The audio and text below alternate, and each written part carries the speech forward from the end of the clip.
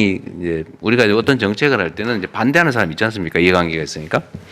근데 그게 이제 국민적 공감을 얻느냐 문제가 사실은 이제 관건이죠. 뭐 주장한다고 다 통과되는 건 아니고. 근데 그 국민들이 아 맞아, 저 정책은 무리해라고 할 때 주로 이제 생기는 문제인데, 아까 그 지적이죠. 아 내가 뭐 집값 올려달라는 것도 아니고 내가 젊은 시절에 진짜 살라고 5억 주고 샀는데 니들이 정책을 잘못해가지고 뭐 수십억, 100억 만들어 놓고 왜 나보고 세금 더 내라 그러고 그렇게 괴롭히냐? 누가 집값 올려달라고 그랬냐? 이렇게 얘기를 하니까 공감이 확 되잖아요. 50억, 100억 주고 산 사람이야. 그런데. 근데 이런 부분에 대해서 예를 들면 대안으로 보유세도 올리지만 아까 얘기한 대로 지방으로 갈 경우에는 뭐 세금을 면해준다. 아니면 꼭 지방에 집을 안 사도 상관없죠. 지금 그런 분들이 꽤 있다고 그래요. 내가 여기 살고 싶어서 하냐? 내 돈은 집이라고 재산이라고 이것밖에 없는데 나도 딴 데 이사 가고 싶다. 못 가지 않냐? 이런 주장을 하는 사람들이 있다고 그래요. 많다고. 그래서 거기에 대한 대안으로 수도권 외의 지역으로 만약에 진짜 팔고 이사를 가면 진짜 가는 조건으로 양도세나 이런 걸 확 감면을 해주자. 많이. 뭐 어느 정도인지 모르겠지만. 아까 그런 얘기였나요? 집을 사면, 아까 이분께 집을 사면, 지방에 집을 사면 이렇게 했는데, 아니, 안 사도 뭐 상관이 있겠냐. 지방으로 가면, 좀 깎아주자. 뭐, 한 말씀 잠깐 간단하게 한번 해보십시오. 아니, 마이크도 갖다 드리십시오. 너무 못 듣기 때문에. 네, 앞에. 네, 맨 앞입니다. 간단하게. 그냥 지방으로 한정을 하게 되면은 양도 차익이 어마어마하게 또 남는 거거든요. 그러면 그분들이 대전에 와서 또 대전의 핵심 지역에 아니 다 하지 말고 그래도 그 일부만 미분양, 뭐 미분양. 근데 이제 그 미분양 사고 남은 돈은 다 또 자기의 양도 차익으로 가지고 있다가 이게 안 보는 사이에 저는 또 들어올 것 같거든요. 쉽지 않은 일인 것 같습니다. 그러게요. 하여튼 그런 의견도 있을 수 있습니다. 또 좀 몇 분 더 들어보죠. 네, 제가 어떤 분이 어디에 앉아 계신지 모르는데 그 공인중개사 분들 말씀 들었잖아요. 근데 제주에서 오신 분, 세종에서 오신 분 말씀을 들었습니다. 혹시 서울 현장의 목소리를 들려주실 분은 네, 여기 앞에 여성분께 마이크 전해드리겠습니다.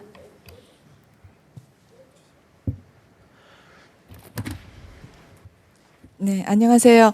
저는 강남구 개포동에서 개업공인중개사 일을 하고 있는 태양부동산 정지신 대표입니다. 지난 그 국토부 간담회 그리고 그 재경부 그 토론에도 참석을 했었습니다. 지금 발언 기회는 없었지만 저는 지금 오늘 그 부동산 정책에 대한 그 논의의 그 현장의 목소리를 전하게 되어서 굉장히 그 의미 있게 생각을 합니다.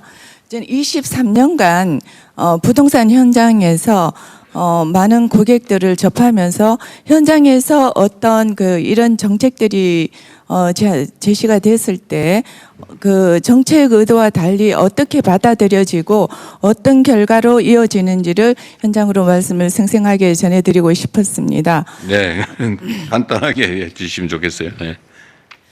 지금 저희가 이게 정책에서 보면 공급과 세제인 것 같습니다. 이슈가. 네. 세제는 저는 오늘의 이 세제 문제를 공급과 연관지어서 조금 말씀드려보려고 합니다. 현장에서 지금 아까 그 대통령님께서도 도심의 공급 문제는 택지가 없기 때문에 공급의 한계성을 말씀하셨고, 이광수 그 소장님께서도 그 도심의 공급을 원활하게 하기 위해서는 세제 개편에 대한 논의가 필요하다고 말씀을 주셨어요. 근데 이 세제는 양도세를 지금 지난 5구 정책 때 그 다주택자 일시 세제 완화를 했을 때 강남에서는 아까 말씀드렸다시피 그 대통령께서도 말씀을 하셨는데 오래 보유를 하신 분들은 양도 차익 구간이 굉장히 큽니다. 그래서 지난 그 20년 전에 4억 5천에 매입을 하고 5구 때 정책 때 36억에 매도를 하신 분이 있습니다. 물론 다주택자 그 양도세 중과 세제 그 정책을 이제 혜택을 보신 분이기는 합니다만 그때 10억 4천만 원을 양도세로 납부를 했습니다. 그렇게 됐는데 그러면 여기서는 왜 세제 공급을 세제를 공급과 그 연관을 짓느냐 하면 이 일반적으로 공급이라고 하면 택지 공급, 신규 주택 공급만 그 생각을 하시는데 현장에서는 기존 주택의 그 공급도 그 굉장히 중요하다고 생각합니다. 다주택자 양도세를 좀 풀어서 그 다주택자들 퇴로를 열어주시고 그 현장에서는 택지 공급이 없는 데서는 세제가 완화가 돼야지만 매물이 좀 현장으로 출애할 것으로 보여집니다. 네. 고맙습니다. 네, 감사합니다.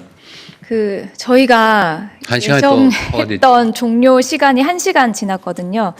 제가 댓글 소개해드리고 한 분 정도만 더 말씀 청해드리면 좋을 것 같습니다.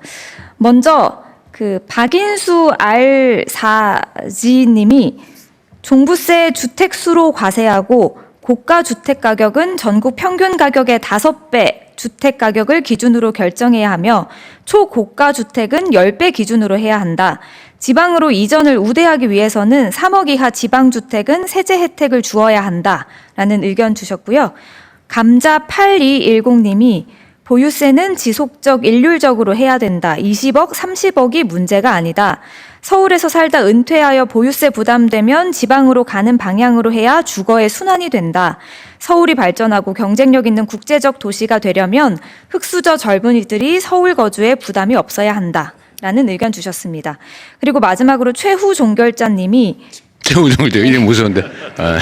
최후종결자님이 보유세 양도세 기준을 시행령 대신 법률에 직접 명시하여 정권 변동에 따른 버티기를 막아주세요라고 하셨습니다. 네, 그러면 이건 정말 필요한 지적인 것 같아요. 이번에 세제는 실제로 충분히 고민하고 국민들 여론을 수렴해서 합리적으로 최대한 만들고 구멍이나 아니면 악용 소지가 없게 만들되 최대한 입법으로 하는 건 맞는 지적인 것 같습니다. 네, 마지막 한 분 영역별로 한번 스크린 한번 해보세요. 어느 영역인데 얘기 안 한 게 있다 이렇게 생각되는 분. 일단 저기 그 잠깐 일어나셨던 분 먼저 마이크 전해드리고 제가 안 하셨던 분들 그 분야별로 있는지 한번 확인해 보겠습니다. 그 시간이 얼마 없으니까 최대한 간략하게 부탁드리겠습니다. 네, 알겠습니다. 네, 안녕하십니까. 저는 배우자와 함께 서울에서 월세로 B아파트에 거주 중인 결혼 3년차 신혼부부입니다. 주택 구입 대출을 요즘 좀 알아보고 있는데요. 저희 부부 둘 다 집을 산 적이 없는데도 생애 최초 구입자로 인정받지 못한다는 사실을 알았습니다. 그래요? 제가 미성년자일 때 아버지가 돌아가시면서 아버지가 소유하고 계셨던 주택 공유지분 일부를 상속받았던 적이 있는데 상속을 네, 이게 성인이 되기 전에 좀 경제적인 이유로 처분을 완료했는데 단순히 이 이력이 있다는 이유만으로 지금 LTV 70% 혜택에서 배제되고 있습니다. 그렇군요. 시중은행은 은행업 감독 업무 시행세 측에 따라 주택 소유 확인 시스템상의 전산 이력만 볼 뿐 상속 같은 불가피한 취득 사유나 현재 처분 여부는 전혀 고려하지 않고 있습니다. 이 때문에 부모를 일찍 여인 사람과 그 배우자는 오히려 첫 집 마련부터 불리한 출발선에 놓이고 이는 아까 대통령께서 말씀하신 혼인신고 페널티로도 좀 이어지고 있는 상황입니다. 저는 이 불합리함을 해결하고자 규제신문고를 통해서 제도 개선을 건의했지만 향후 부처 간 협의를 통해 검토하겠다는 답변을 받았습니다. 네. 지금 이 자리가 바로 그 협의가 시작되는 자리이길 바라면서 신속한 제도 개선을 다시 한번 요청드립니다. 이상입니다.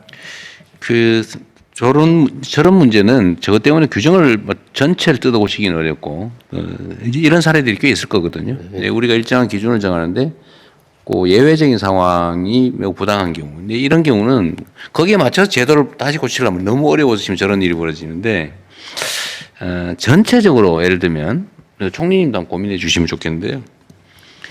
이런 거는 예외적으로 판단할 수 있는 여지를 하나 만들고 다만 그걸 또 악용할까 봐 아예 없애버리는 거잖아요.